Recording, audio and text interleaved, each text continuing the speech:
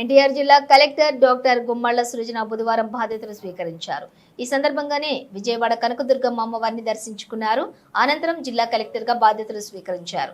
ఈ సందర్భంగానే వేద పండితులు ఆశీర్వాదం అందించారు. అనంతరం కలెక్టర్ సృజన మీడియాతో మాట్లాడుతూ కూటమి ప్రభుత్వం ఆశయాలు అంచనాలతో పాటు ప్రజల సమస్యల పరిష్కారానికి తన వంతు బాధ్యతగా పనిచేస్తారని తెలిపారు. ప్రతి ప్రభుత్వం పథకం పేదలకు సకాలంలో అందే విధంగా అన్ని జిల్లాల అధికారులు సమన్వయంతో పనిచేస్తానన్నారు.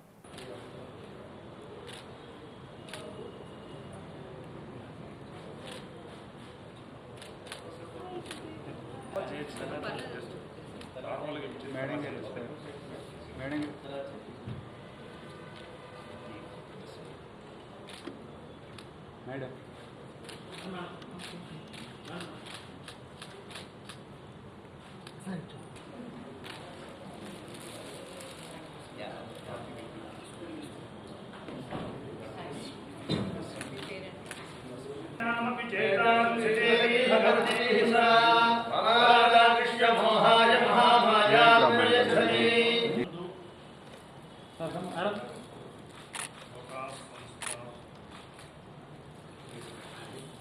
అందరికీ నమస్కారం అండి.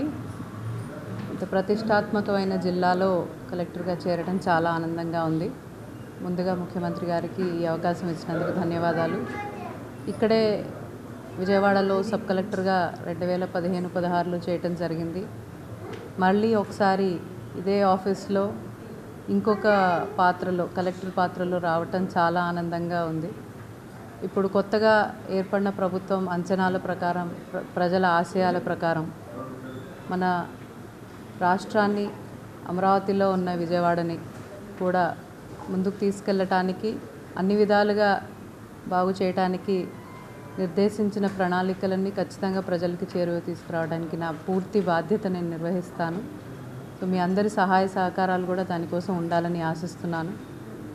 ప్రభుత్వం యొక్క ప్రయారిటీస్ ఏమిటో తెలుసుకుని మొత్తం యంత్రాంగాన్ని అంతా, అధికార యంత్రాంగాన్ని అంతా కోఆర్డినేట్ చేసుకుంటూ ఈ పని విజయవంతంగా చేయటానికి మీ అందరూ కూడా సహకరిస్తారని గట్టిగా నమ్ముతూ, మీ అందరి ఆశీర్వాదాలు మాకెప్పుడు ఉండాలి అని కోరుకుంటూ అందరికీ వచ్చిన శుభాకాంక్షలు తెలియజేసిన అందరికీ కూడా ధన్యవాదాలు. Thank you very much. అవునండి, ఇది సీజన్. ఇప్పుడు ఇది సీజన్ అండి, రెయినీ సీజన్ అంటేనే మనకి డయేరియాతో పాటు ఇంకా తొందరలో మలేరియా, డెంగ్యూ లాంటివి కూడా వస్తాయి. సో దానికోసం మేజర్ క్లెన్లీనెస్ డ్రైవ్ తీసుకురావడం, మంచినీటిని టెస్ట్ చేయించుకొని శుభ్రమైన మంచినీటిని ప్రజలకు అందే విధంగా, పొరపాటున ఏదైనా పొల్యూషన్ వల్ల కావచ్చు, దేనివల్ల జరిగితే దానికి తగిన క్యూరేటివ్ మెజర్స్ కూడా, ట్రీట్మెంట్ పరంగా కూడా మెజర్స్ తీసుకోవడానికి. సో ఇట్స్ ఇంటిగ్రేటెడ్ అప్రోచ్ అండి. పూర్తిగా మా ప్రణాళికలు ప్రజలకి ఎటువంటి ఇబ్బంది లేకుండా ఉండటానికి, నమ్మకం కలిగే విధంగా పనిచేయడానికి ఉంటుంది.